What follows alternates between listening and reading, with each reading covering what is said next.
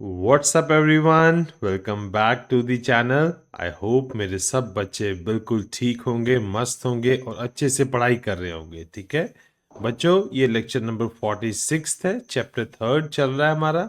इसमें हम डिस्कस करेंगे accounting of investment fluctuation reserve due to change in PSR. कि जब भी पीएसआर चेंज होगा तो रिजर्व में अगर कुछ पैसा पड़ रखा है, ठीक है, आईएफआर रिजर्व है, तो उसका ट्रीटमेंट कैसा होगा।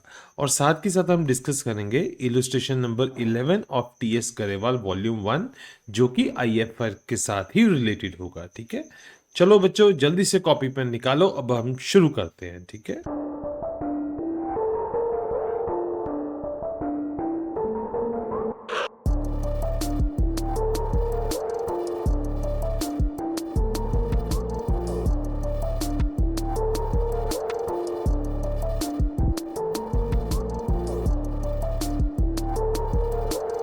आईएफआर क्या चीज़ है। ठीक है, बहुत बार जो पार्टनरशिप फर्म्स हैं या कोई कंपनीज हैं या कोई भी है, उन्होंने इन्वेस्टमेंट कर रखा होता है। ठीक है, इन्वेस्टमेंट किया होता है।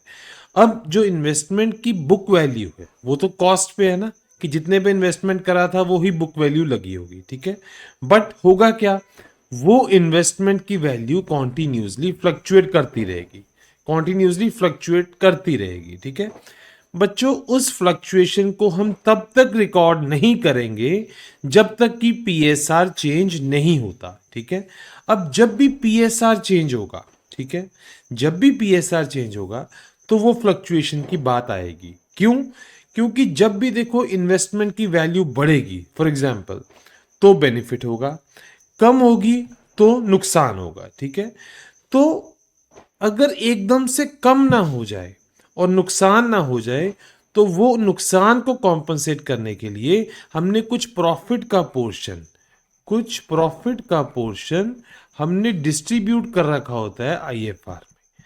मतलब कुछ प्रॉफिट का पैसा हमने आईएफआर में डाल के रखा होता है और बाकी का हमने आपस में डिवाइड कर लिया होता है। ठीक है, बाकी का डिविजिबल प्रॉफिट होता है। ओके बेटा, क्यों?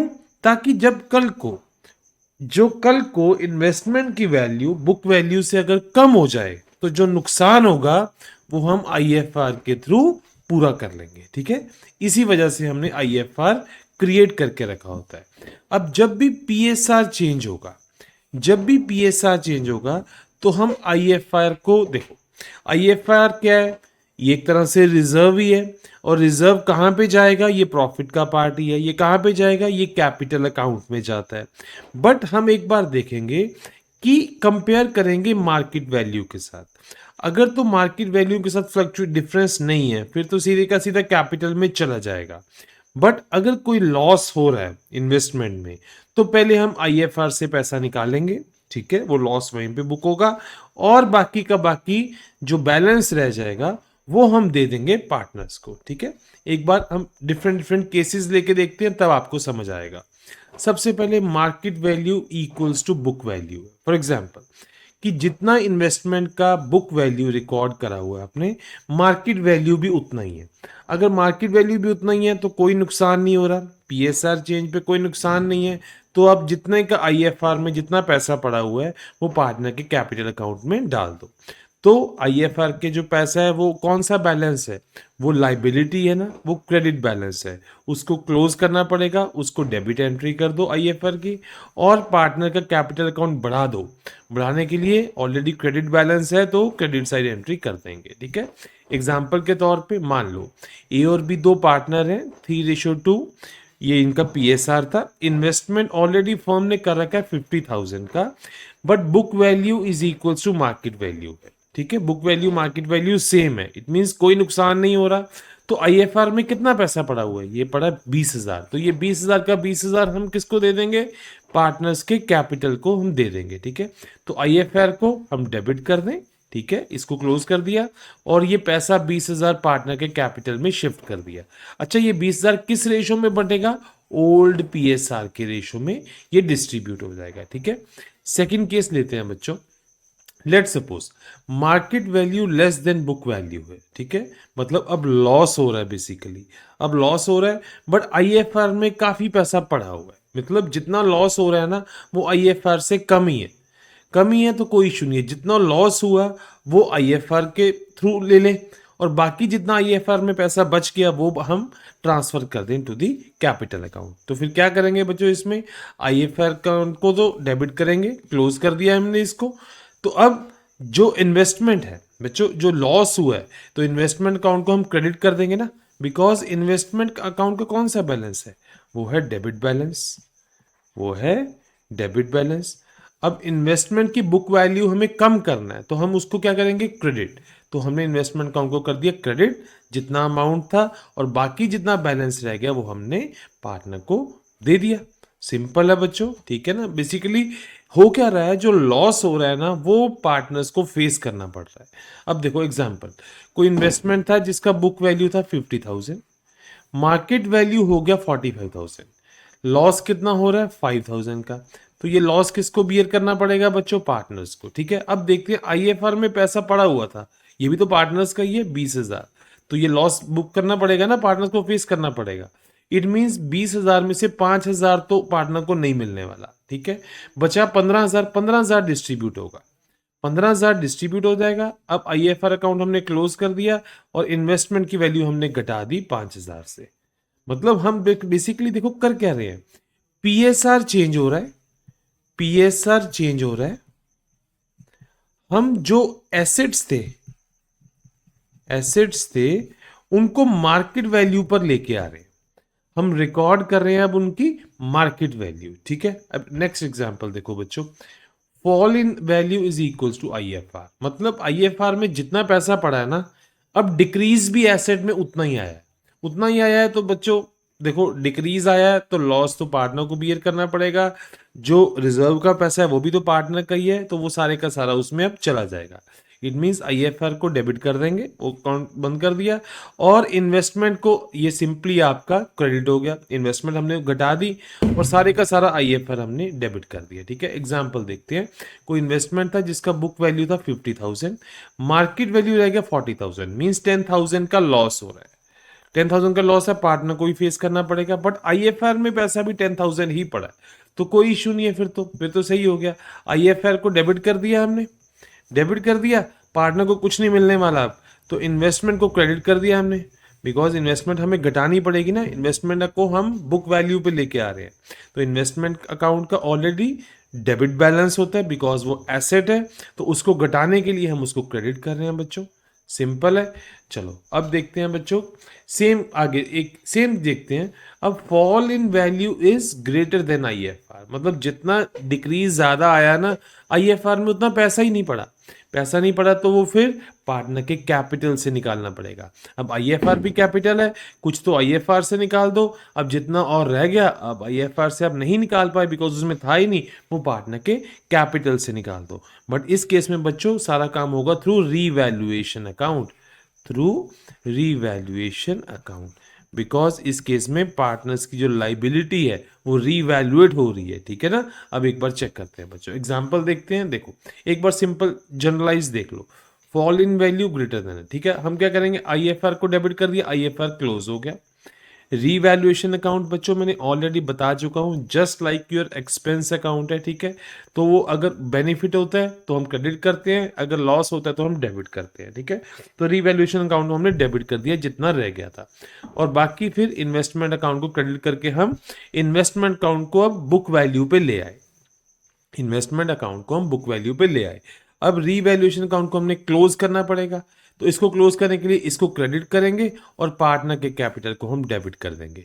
कहने का मतलब ये जितना फॉल बैलेंस आया था, जितना आईएफआर से पूरा नहीं हो पाया, वो फाइनली कैपिटल अकाउंट से निकला वो पैसा, ठीक है। एग्जांपल देखते हैं बच्चों, कोई इन्वेस्टमेंट था जिसका बुक वैल्यू था 50,000, मार्केट वैल्यू रह गया 35,000, आईएफआर इसमें लॉस हुआ 15,000 का, आईएफआर में पैसा ही सिर्फ 10,000 पड़ा है, 10,000 पड़ा है, तो जो 5,000 शॉर्टेज रह गया वो कहां से निकलेगा, वो पार्टनर के कैपिटल अकाउंट से ही निकलेगा, बट पहले through revaluation account, because Sidhi transfer entry नहीं होगी, पहले बुकिंग होगा फिर ट्रांसफर होगा, ठीक है। तो देखते हैं बच्चों, आईएफआर को तो क्लोज कर दो, पहले तो सिंपली आईएफआर को तो क्लोज कर दो 10,000 को, ठीक है। बाकी पैसा रीवैल्यूएशन से निकाल लिया, 5,000 रीवैल्यूएशन से निकाला। अच्छा, ये 15 पूरा करके हमने इन्वेस्टमेंट को अब कम कर दिया 15 के साथ, ठीक है। अब रीवैल्यूएशन क्लोज हो गया, इन्वेस्टमेंट अपनी वैल्यू पे आ गया, मार्केट वैल्यू पे, बचा रीवैल्यूएशन। अब ये रीवैल्यूएशन को भी हमने क्लोज करना है, तो 5,000 हमने फाइनली इसको शिफ्ट कर दिया हमने पार्टनर कैपिटल अकाउंट में। मींस रीवैल्यूएशन को हम क्रेडिट कर देंगे और पार्टनर के कैपिटल अकाउंट को हम डेबिट कर देंगे बच्चों, ठीक है। तो फाइनली इस तरीके से ये चलेगा, ठीक है। तो पार्टनर का कैपिटल अकाउंट जो 5,000 है वो किस में बटेगा, वो 3 और 2 ये कैसे आएगा, ये ओल्ड पीएसआर में ये बढ़ जाएगा बच्चों, ठीक है। सिंपल हो गया। तो एक केस थर्ड देखते हैं, जब market value greater then book value है, मतलब प्रॉफिटेबल बात हो रही है, प्रॉफिटेबल है, रीवैल्यूएशन की बात आएगी, रीवैल्यूएशन में प्रॉफिटेबल चीज है तो वो आपका क्रेडिट साइड एंट्री आएगा बच्चों, ठीक है। मैंने जस्ट आपको बताया हुआ है कि रीवैल्यूएशन अकाउंट आप एक्सपेंस अकाउंट की तरह बिहेव करता है। अगर खर्चा हो रहा है, लॉस हो रहा है डेबिट साइड, बेनिफिट हो रहा है तो क्रेडिट साइड बच्चों, ठीक है। एग्जाम्पल देखते हैं, तो इस केस में एक बार जनरलाइज देख लो आप। आईएफआर को हमने क्लोज करना है, उसको डेबिट कर दिया, पार्टनर के कैपिटल अकाउंट को हमने क्रेडिट कर दिया बच्चों, ठीक है। ये किस केस में, अगर मार्केट वैल्यू बुक वैल्यू से ज्यादा है, ठीक है। अब एक बार उस केस में देखो ये फुल रिजर्व आ जाएगा, जितना आईएफआर है सारे का सारा चला गया कैपिटल में। इनफैक्ट जितना बच गया वो भी कैपिटल में आएगा, बट वो पहले रीवैल्यूएशन में जाएगा, ठीक है। वो पहले रीवैल्यूएशन में जाएगा तो बाद में वो कैपिटल में आएगा। तो हमारा बेसिकली इन्वेस्टमेंट है। अब इन्वेस्टमेंट को हम बुक वैल्यू पे ले आएंगे, मार्केट वैल्यू पे ले आएंगे ना, तो इन्वेस्टमेंट हमने इंक्रीज कर दी, ठीक है। रीवैल्यूएशन डेबिट, इन्वेस्टमेंट की डेबिट साइड एंट्री होती है ना जब इन्वेस्टमेंट बढ़ता है, तो डेबिट साइड एंट्री कर दी। Revaluation account just like expense account, benefit हो रहा है, क्रेडिट साइड एंट्री कर दी तो ये बढ़ गया। अब इसको हम क्लोज कर देंगे और फाइनली पार्टनर का कैपिटल अकाउंट में क्रेडिट कर देंगे, ठीक है। सिंपल है बच्चों, कोई इसमें बात नहीं है। एग्जाम्पल देखो, आप देखो बुक वैल्यू था 50,000, मार्केट वैल्यू हो गया 55,000, सबसे पहली बात। अब आईएफआर में 10,000 पड़ा हुआ है, सबसे पहले तो ये 10,000 पार्टनर को दे दो, जब पीएसआर चेंज हुआ सबसे पहले तो ये 10,000 दे दो, ठीक हो गया, दैट ये क्लोज हो गया। अब बात आई, ये तो आईएफआर क्लोज हो गया, अब बात आती है इनकी, कि जो बुक वैल्यू और मार्केट वैल्यू में डिफरेंस है, मतलब 5,000 का प्रॉफिट हो रहा है, तो जो आपकी बुक वैल्यू है ना, अब उसको 5,000 पे हमने लेके आना है। तो हम क्या करेंगे बच्चों, इसको डेबिट कर देंगे 5,000, रीवैल्यूएशन को क्रेडिट कर देंगे 5,000 से, और बाद में रीवैल्यूएशन को हम जितना भी बनेगा, जो नेट इफेक्ट आएगा वो हम पार्टनर के कैपिटल अकाउंट में क्रेडिट कर देंगे बच्चों, ठीक है। तो book value 50,000, market value 55, difference आया 5,000 का बच्चों। ये 5,000 से हम इन्वेस्टमेंट, हम अब जो हमारा बुक वैल्यू थी उसको बढ़ा देंगे बेसिकली। तो इन्वेस्टमेंट अकाउंट को हमने बढ़ा दिया ना 5,000 से, डेबिट कर दिया 5,000 से, ये बढ़ गया, रीवैल्यूएशन को क्रेडिट कर दिया, ये इनकम आ गई 5,000। अब उसके बाद रीवैल्यूएशन को हमने डेबिट कर दिया और सीधे का सीधा हमने पार्टनर के कैपिटल अकाउंट में पैसा शिफ्ट कर दिया रीवैल्यूएशन अकाउंट से, ठीक है बच्चों। ये जस्ट एक बुक एंट्री हो रही है, ठीक है, जस्ट एक एडजस्टमेंट एंट्री है। ये प्रॉफिट एंड लॉस के थ्रू एक्चुअल में कुछ नहीं हुआ, जस्ट सीधी की सीधी एडजस्टमेंट हो रहा है, ठीक है बच्चों। अब की पॉइंट्स देखते हैं। की पॉइंट्स क्या है, IFR is use to cover fall in investment. जब भी इन्वेस्टमेंट्स की वैल्यू कम होती है पार्टनर्स को लॉस होगा बच्चों, जब एसेट कम होगा पार्टनर्स को लॉस होगा। वो लॉस को कवर अप करने के लिए हमने ऑलरेडी एक प्रोविजन बना रखा है, एक रिजर्व क्रिएट कर रखा है, जिसको हम आईएफआर रिजर्व बोलते हैं। अगर market value and book value same है तो कोई इशू नहीं है, आईएफआर फ्री रिजर्व है, आप इसको फुली ट्रांसफर कर दो पार्टनर्स को, ठीक है। अच्छा, अगर मार्केट वैल्यू कम है बुक वैल्यू से, अगर मार्केट वैल्यू कम है बुक वैल्यू से तो लॉस तो है ही है, ठीक है। आईएफआर को यूज करो, जितना कम है पैसा आईएफआर से निकाल लो, बाकी पैसा डिस्ट्रीब्यूट कर दो, ठीक है। तो ये लॉस तो हो गई, मार्केट वैल्यू कम होगा बुक वैल्यू से, लॉस होगा ही, तो रीवैल्यूएशन के दौरान वो लॉस आएगा। अच्छा, अगर मार्केट वैल्यू, हमने ऑलरेडी एग्जांपल बच्चों कर ली है, ठीक है। अगर मार्केट वैल्यू बुक वैल्यू से ज्यादा है, मार्केट वैल्यू ज्यादा है तो बेनिफिट हो रहा है, आईएफआर पूरे का पूरा डिस्ट्रीब्यूट कर दो और रीवैल्यूएशन में ये प्रॉफिट आएगा, रीवैल्यूएशन में ये बच्चों ये प्रॉफिट आएगा, okay. All adjustments always in old PSR, simple है, ऑलरेडी आपको बता रखा है। अब जल्दी से बच्चों एक इलस्ट्रेशन नंबर 11 डिस्कस करते हैं, जिसमें ट्रीटमेंट ऑफ आईएफआर है, ठीक है। 3 पार्टनर्स हैं, 432 इनका पीएसआर है, ठीक है। इन्होंने चेंज कर लिया 234, ओके, नो इश्यू। अच्छा, बैलेंस शीट में क्या है बच्चों, आईएफआर लाइबिलिटी साइड 18,000 रुपये पड़ा हुआ है और एक इन्वेस्टमेंट है 2 लाख की, ठीक है, 2 लाख की इन्वेस्टमेंट हमने कर रखी है, आईएफआर में 18,000 रुपये पड़ा हुआ है। अब when there is no information, PSR change हुआ, हमने आईएफआर को क्लोज करना, सबसे पहले आईएफआर को क्लोज करना है, ठीक है। पीएस तो कोई इंफॉर्मेशन नहीं है, सिंपल 18,000 हम सब में बांट देंगे 432 में, ओके, नो इशू। अच्छा, market value of investment is 2 lakh, market book value भी 2 लाख है, मार्केट वैल्यू भी 2 लाख है, तो कोई इशू नहीं है, 18 का 18 बढ़ जाएगा 432 में, ओके, नो इशू।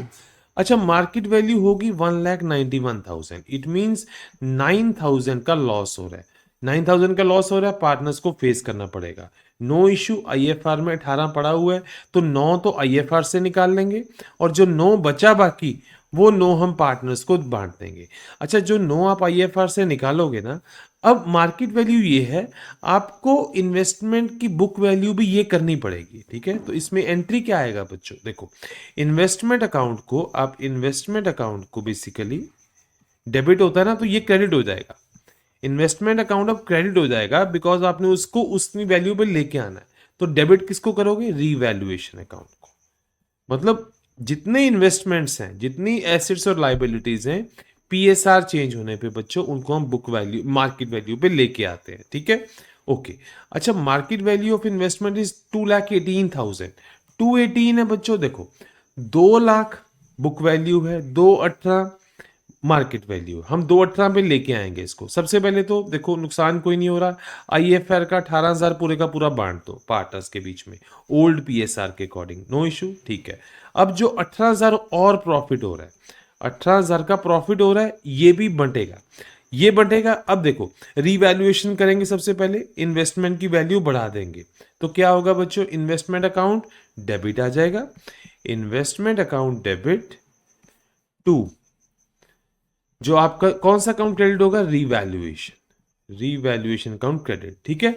और ये इन्वेस्टमेंट अकाउंट डेबिट से इन्वेस्टमेंट का वैल्यू बढ़ गया, और इन्वेस्टमेंट अकाउंट जब क्रेडिट है आपका बच्चों, तो नेचुरल है, जब इसका नेट बैलेंस आएगा वो क्रेडिट, वो पार्टनर की कैपिटल में ऐड ऑन हो जाएगा, ठीक है। तो बाद में क्या आएगा बच्चों, partner revaluation debit, revaluation debit to partner credit, मतलब पार्टनर का कैपिटल अकाउंट क्रेडिट हो जाएगा, ठीक है, इस तरीके से चलेगा। अच्छा, market value of investment is 1,73,000, 1,73,000 का मतलब कितना शॉर्टफॉल आ रहा है बच्चों, 27,000 का, 27K का शॉर्टफॉल आ रहा है, आपके पास पड़ा हुआ है 18,000, 18,000 तो ले लोगे, बचा कितना, 9,000, और 9,000 आपको पार्टनर के कैपिटल से निकालना पड़ेगा। अब शॉर्टफॉल आ रहा है ना, तो इसका मतलब सबसे पहले आप इन्वेस्टमेंट को इतनी वैल्यू पे लेके आओगे, 27K से आपको इन्वेस्टमेंट अकाउंट को क्रेडिट करना पड़ेगा सबसे पहले, ठीक है। और 18,000 डेबिट क्या करोगे, आईएफआर को डेबिट कर दोगे 18,000 से, एंड रीवैल्यूएशन को कर दोगे 9,000 से, ठीक है। और बाद में ये जितना रीवैल्यूएशन का डेबिट हुआ है 9,000 से, ये पार्टनर के कैपिटल अकाउंट में ये शिफ्ट कर दिया जाएगा, मतलब ये 9K का बर्डन पार्टनर को, लोड पार्टनर पे आएगा, ठीक है। अब एक बार जस्ट बच्चों 1 बाय 1 करके देखते हैं, ठीक है। आईएफआर में 18 था, 2 लाख का ये था, तो पहले केस में तो 18 का बच्चों पूरे का पूरा ये बढ़ जाएगा, कोई इशू नहीं है, ठीक है। सेकंड केस में भी हो जाएगा, कोई प्रॉब्लम नहीं है। अच्छा, अब जो लॉस इन इन्वेस्टमेंट है बच्चों, जो हमने करा था, ठीक है, ये केस थर्ड है, when market value of investment is 1,91,000, ठीक है, 91 है, लॉस कितना हो रहा है बच्चों, 2 लाख था, 9,000 का लॉस है, 18 पड़ा हुआ है, कोई इशू नहीं है, 18 का 18 हम ले लेंगे, आईएफआर से निकाल लेंगे, ठीक है।